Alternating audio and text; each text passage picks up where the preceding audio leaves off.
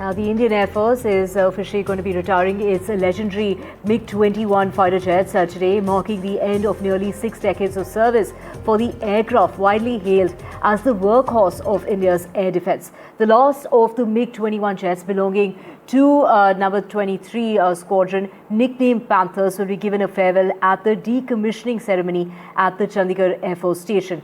The Defence Minister Rajnath Singh, along with the Chief of Defence Staff, the Army Chief General, as well as the Air Chief Marshal and the Navy Chief, will all be there at that ceremony. The official culmination of the MiG-21 operations is set for today with that ceremonial fly-past and decommissioning event in Chandigarh, where the iconic fighter jet was first inducted in 1963. My colleague Vishnu joining us in order to get us the details. Vishnu, of course, this is marking the closure of the historic chapter in India's air power. Take us through the details. Well, Divya, it's a huge day for the Indian Air Force. It's bittersweet in a sense. More than 6 decades of service in the Indian Air Force, and finally India will have an Air Force without the MiG-21. We've always been a MiG Air Force. There was the MiG-21 first, then there was the MiG-23, the MiG-25, the MiG-27 and the MiG-29. With the MiG-21 gone after a couple of hours from now, it's just going to be the MiG-29 which remains in service with the Indian Air Force and the Indian Navy. There have been more than 1,200 odd MiG-21s which have been built. They've been involved in attack missions, they've been involved in air superiority missions, reconnaissance missions as well. Till a few years back, there wasn't a single fighter pilot in the Indian Air Force who wouldn't have had some time, some experience on the MiG-21. Most of them would have had a great deal of time on the MiG-21.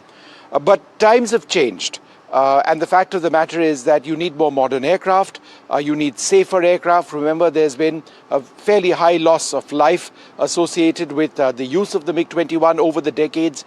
That's attributed to maintenance in certain cases. It's attributed to the fact that it's a far more difficult aircraft to operate in certain senses.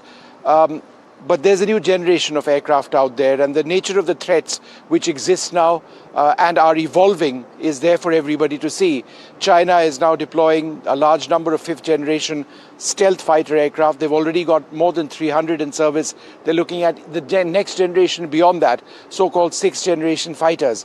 So the MiG-21 is a generation 3.5 fighter. So it is several generations behind the state of the art, which is why it has to go now.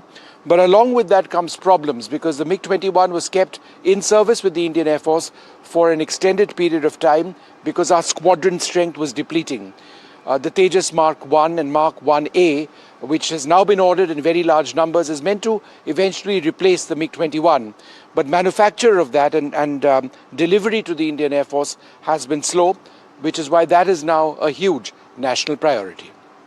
Right, Vishnu, thank you so much for getting us all those details. The aircraft that was the backbone of the Indian Air Force to the mid-2000s. Vishnu gets us more details.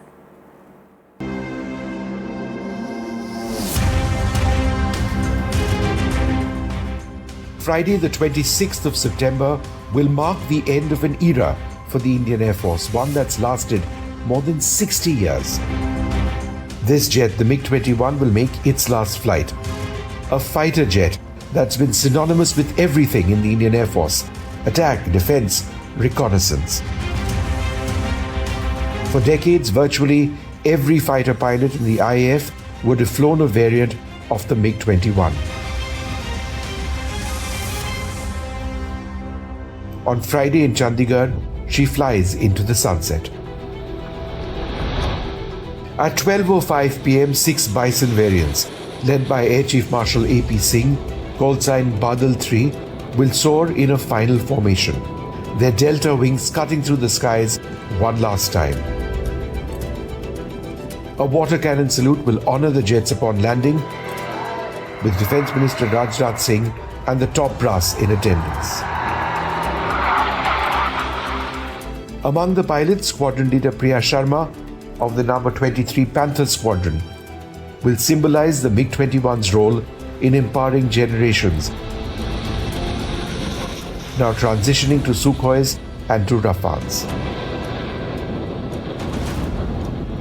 Since April 1963, when the first MiG-21s arrived from the Soviet Union over 1,200 jets served as the Indian Air Force's backbone.